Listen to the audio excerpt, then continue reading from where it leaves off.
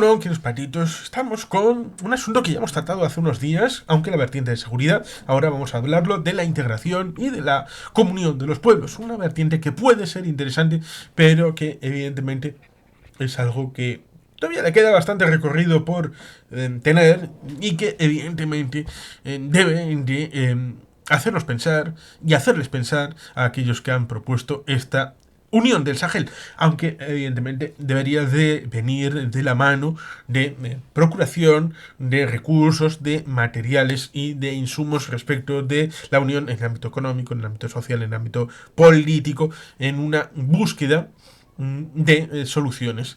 Y no ver en parte mediatización por potencias extranjeras que quieren la exclusión del ámbito occidental para la permeación de sus propias capilaridades, ya sea en el ámbito de las PMCs, ya sea en el ámbito de Rusia, ya sea en el ámbito de China.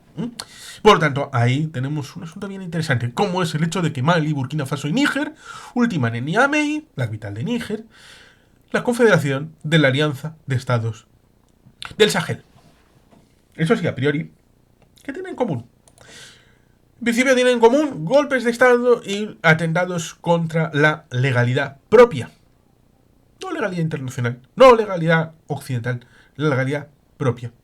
En un conglomerado que, como comentamos hace unos días, respecto de que en África ha habido golpes de Estado en las últimas décadas, desde la época de las independencias en adelante, en casi todos los países. Por tanto, esas inestabilidades son algo recurrente.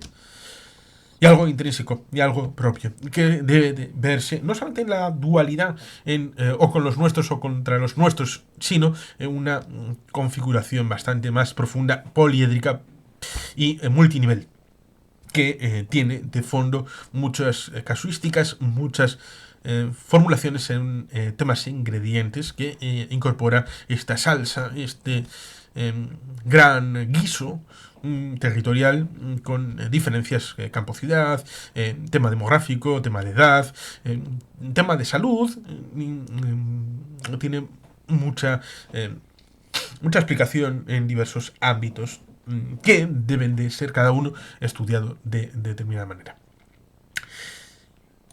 Tenía la COWAS de integración también en la zona. Se salieron y acaban formando esto otro. Recordemos que en otro ámbito, en el ámbito americano, sudamericano, estábamos en la Organización de Estados Americanos, que en teoría englobaban todos los países americanos. Esto, algunos países, por legítima posición ideológica, les parecía el Ministerio de Colonias de Washington, porque está en Washington DC, la sede de la OEA. Y empezaron a plantear establecimientos alternativos. Después de la propuesta del ALCA, que Chávez dijo, ¡al carajo!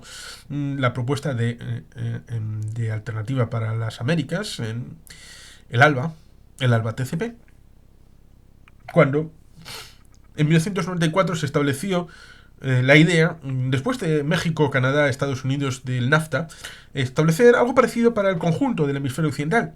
Después de la caída del muro, después de la caída de la URSS, de la posibilidad del dividendo de la paz, hubo la posibilidad de hacerlo lo mismo que la OEA, pero en términos económicos. Se hizo una reunión con Clinton, luego con Bush, 1994, 2004, en la zona de Miami, 2 veces. Pero los países que se empezaron a escorar a la izquierda, empezando por Venezuela, pero también otros, establecieron la CELAC, es decir, lo mismo que la OEA, pero sin Estados Unidos y Canadá, y establecieron UNASUR para los países de Sudamérica. Ninguno funcionó. Fracasaron ambos por motivos ideológicos, porque había cambio de gobierno y ese cambio de gobierno llevaba a la autoexclusión de la membresía de estos países de la organización internacional de la que hacían parte. Por lo tanto, ahí tenemos un espejo en el que mirarse, en donde el Pacto Andino fracasó por culpa de Venezuela. Mercosur hasta cierto punto ha fracasado por las rencillas entre Argentina y Brasil. Por tanto, ahí está el asunto de África, con la Organización de la Unidad Africana, que luego permeó en la Unidad Africana, la UA, que quiere establecer una idea respecto de la unidad europea, pero evidentemente no puede establecerse lo mismo con un continente tan amplio y tan diverso como es la África actual. Y dando algo que comentábamos hace unos días respecto de que si quisieran resolver los problemas demográficos y de pueblos, podrían establecer una conferencia internacional en donde redibujen los límites territoriales de África. Pero evidentemente esto es muy complicado y complejo y sería dolorosísimo, pero parece que es mucho más doloroso la situación tal y como está. Heredada del ámbito colonial, siempre lo dicen, pero ellos son incapaces de establecer unas fronteras propias de los pueblos africanos por parte de los africanos. Por tanto, ahí está una situación complicada. Porque más allá de la Unidad Africana, más allá de ECOWAS, el establecimiento de esta organización del Sahel debería llevarles a tener una visualización de la posibilidad de integración con, en teoría, países que tienen que ver con el ámbito del Sahel y problemas más o menos comunes, pero se tiene esta posibilidad solamente con golpes de Estado, estar fuera los países occidentales, depender de las PMCs, ya sean Rusia o China. Africa Corps, recordemos, los que querían desnazificar ponen el nombre a su PMC derivada de Wagner, le ponen el nombre de Africa Corps, que es alucinante. Es increíble tener que ver estas cosas. Pero existen.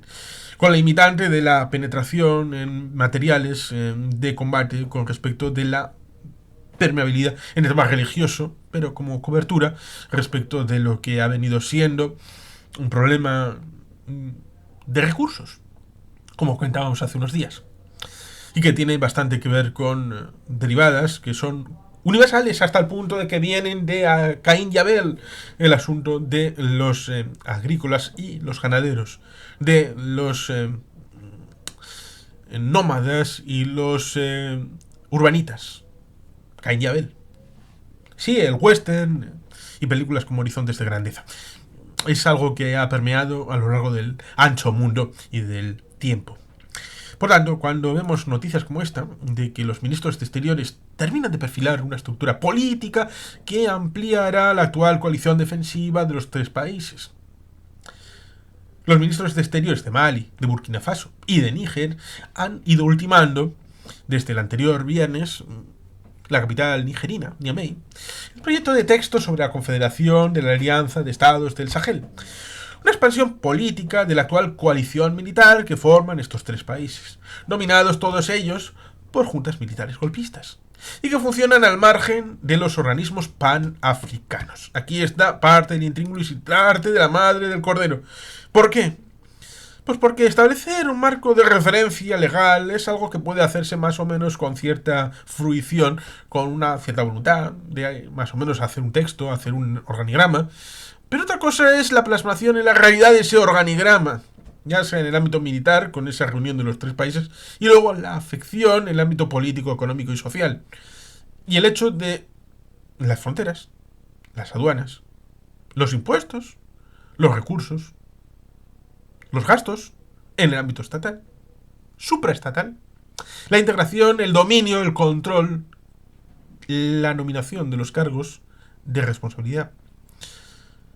Por tanto, habría mucha tela que cortar respecto de todo esto y que deberían de explicarlo, porque más allá de todo esto son un forúnculo, tanto en el ECOWAS respecto de Nigeria, que en teoría debería de liderar toda esta zona, y respecto del marco general de la integración africana. Por eso es algo que nace cojo. Nace cojo porque nace de una derivada real, como es el hecho de venir de golpes de Estado, instrumentalizados por PMCs, instrumentalizados por Rusia y por China, y contra países concretos, Francia y en segunda derivada también los Estados Unidos de América. Y por tanto, ahí que este proyecto, anunciado por el Ministerio de Exteriores maliense, será en las siguientes semanas y meses por los líderes militares de estos tres países, el coronel maliense Assimi Goïta, el capitán burkinés Ibrahim Traoré y el general nigerino Abdoumarine Tiani. Tras encuentros previos de responsables de economía, los ministros han anunciado así la puesta en marcha de un proceso destinado a ampliar los ámbitos de competencia de la Alianza de Estados del Sahel, la mencionada coalición militar, con vistas a la creación de una confederación. El Ministerio de Exteriores maliense recuerda que este encuentro envía el mensaje contundente de que la actual alianza entre estos tres países sigue moviéndose y que la población que forma parte de esta futura confederación apoya inequívocamente a sus líderes frente a las amenazas de desestabilización a las que están sujetos sus países. ¿De veras se cree esto? ¿De qué manera han valorado poner en práctica la existencia de un apoyo mayoritario de malienses, de burkinafasenses y nigerinos a los golpes de Estado? Cuando evidentemente lo han hecho porque no quieren democracia. No quieren democracia en el sentido liberal occidental y, ojo, cuidado, tampoco hay algunos países que tienen una doble vara de medir respecto de, ojo, cuidado, han dado un golpe de Estado. ¿Puede ser de los nuestros? Bueno, pues no pasa nada. Póngame usted un cuarto y mitad en proceso democratizador para un determinado momento y de mientras, pues usted va haciendo sus cosas. Por tanto, no caigamos en el duopolio de o con unos o con los otros, o conmigo o contra mí, o estamos en un escenario en donde hay que apoyar a los golpistas, o los golpistas son lo peor de lo peor y hay que ir a por ellos, cosa que evidentemente intentó hacer Nigeria, pero no lo hizo en la práctica. No lo hizo en la práctica. Y eso redunda en contra de su capacidad de poder, no solamente blando, sino también duro como gestor de una zona en donde, en teoría, estaba llamado, y en teoría está llamado, a ser un poder regional. Debido a la incapacidad del Congo, Kinshasa, de serlo, con guerras civiles internas que son como guerras panafricanas por la implicancia que tienen. Pero bueno, es algo que tiene su recorrido en la explicación.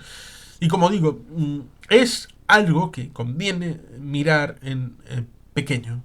Primero, los golpes se dan porque hay causas que quieren sustanciarse. ¿Cuál es el caso de uno de estos tres? Elijan a cuál me estoy refiriendo. Líder de Guardia Pretoriana. Con sus prebendas ve como el presidente va a quitarle del medio. Y antes de que lo haga, en última medida, desesperada, da un golpe de estado para quitar al presidente. En principio, no tiene ninguna vinculación con estas PMCs y todo esto, pero después de haber hecho la toma de poder, se ve en la vicisitud de tener que elegir y acaba asumiendo que, bueno, las PMCs, China, Rusia, todo esto, ir contra los franceses y los estadounidenses está bien, está chachipiruli. Por tanto, puede haber un origen concupisciente de intereses personales particulares que acaben permeando en una evolución de los acontecimientos ligado a asuntos extranjeros que den cobertura a una posición interna distinta a lo que aparentemente pueda ser. En luchas de poder, en evoluciones demográficas, el Traoré tiene un predicamento como libertador, como joven líder de África, olvidando las causas estructurales, olvidando las causas endógenas de cada país que tengan relación con la lucha de poder dentro de los países, la lucha institucional, estructural, en las direcciones, ya sean militares, políticas, sociales, económicas de los diferentes países, como para entender luego los puntos de integración que pueda haber, teniendo en cuenta que, por ejemplo, si vamos ahora a los líderes de Hungría y de Eslovaquia, veremos una situación bastante curiosa. Sí, los dos están en la OTAN, sí, los dos están en la Unión Europea, pero el país de Hungría, con el Fidesz, y uno de los vicepresidentes del Fidesz ataca a Eslovaquia debido a que fueron parte de la Gran Hungría, que a veces el señor Orbán va con la bufanda a ciertos partidos de fútbol. Eslovaquia debería desaparecer en la Gran Hungría, cosa que evidentemente Fico, a pesar de que ambos formalmente parezcan como prorrusos, no es la misma situación de una Hungría que lo que quiere es tema comercial, económico, equilibrio geopolítico, y un Fico que parece que sí se lo cree. El tema de ser pro-Putin, pro-Kremlin, pro-ruso. Una situación que, como contaba el profesor Fonseca, Chequia tuvo una evolución respecto de electroshocks para una economía de mercado, pero en Eslovaquia fueron, más tranquilo, güey, por tanto, más caribeño, y por tanto, el ámbito del antiguo poder soviético, con el antiguo partido del poder, permeó en cambiarse el nombre a ser Partido Socialista. ¿Qué Partido Socialista? El de Fico, que tiene una permeación más próxima respecto de los intereses del Kremlin. Por esa herencia, que es bastante curiosa, porque el Kremlin actual sería zarista, a pesar de que no hay zar. Como el franquismo era un reino, no habiendo rey. Es la misma situación. No tiene nada que ver con el ámbito de la Unión Soviética, no tiene nada que ver con el Partido Comunista de la Unión Soviética, más que la estructura de que no nos gusta. Eso de frente. Entonces nosotros nos definimos por oposición.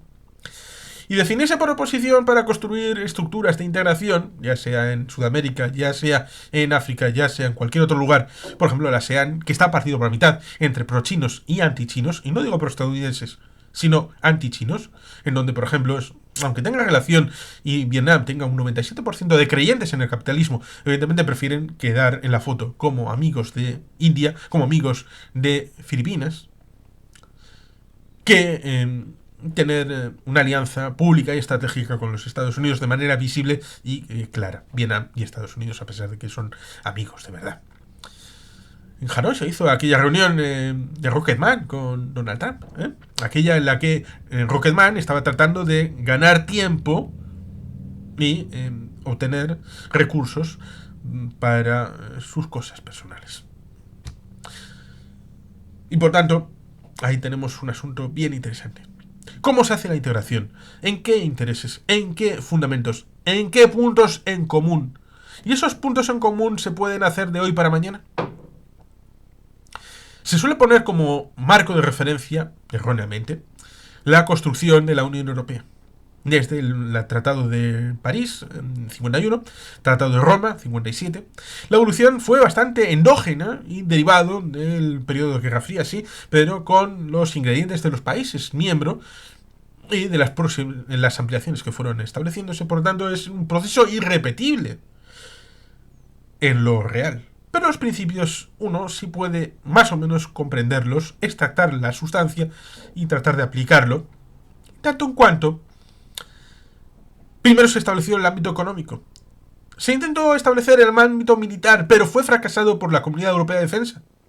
En 1954, en la votación de la Asamblea Francesa, que decidió no decidir. Tenía que ver con el tema de Dien Bien Phu, 1954.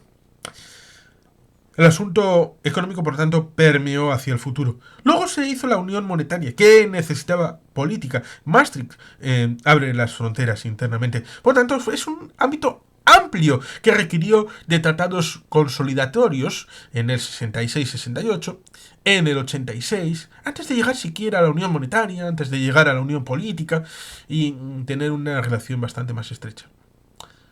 Hubo muchos pasos previos, muchísimos, como para, en un ámbito de dificultad, ligado a golpes de Estado. Recordemos, Grecia no entra sino hasta 1981, muchos años después de la caída de la dictadura de los coroneles. Y Portugal y España entrarán en el 86, muchos años después de las caídas de Salazar y de Franco. Por tanto, dictaduras militares que hay ausencia de libertad. Y para el tema económico, para el tema de prosperidad, es necesario libertad, cualquier grado de libertad. También en el ámbito político. Por tanto, una coagulación del sistema en el ámbito militar impide desarrollo de conjunciones, de sinergias en lo productivo. Esto es lo que va a limitar cualquier posibilidad de crecimiento en estos países. Y se dirá que no funciona la unidad del Sahel porque los occidentales ponen su ojo en tratar de poner palos en las ruedas. Se dirá que ha habido confusión por conurbación y por atentados de falsa bandera o de línea gris o de cualquier otra palabra que uno se puede inventar para definir guerra híbrida.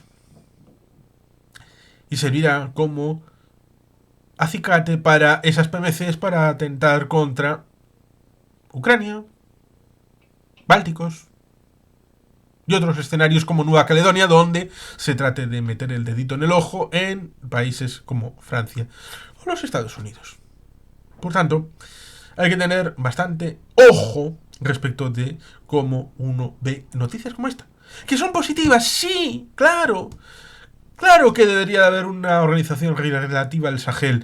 Claro que hay desafíos muy importantes y, por ejemplo, que España debería tener bastante en su radar, en su ojo, en el Palacio de Santa Cruz, en Moncloa y, ¿por qué no?, en Zarzuela.